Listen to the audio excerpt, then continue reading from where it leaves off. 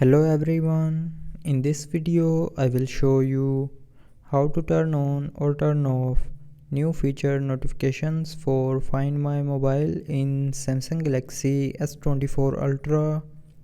So before starting the video, don't forget to subscribe the channel and also press the bell icon. So first of all, open settings.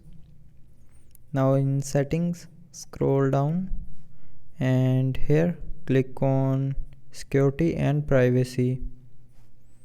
Now in security and privacy, click on lost device protection. Now here click on this three dot more icon and then click on notifications. Now here you will see a new features button.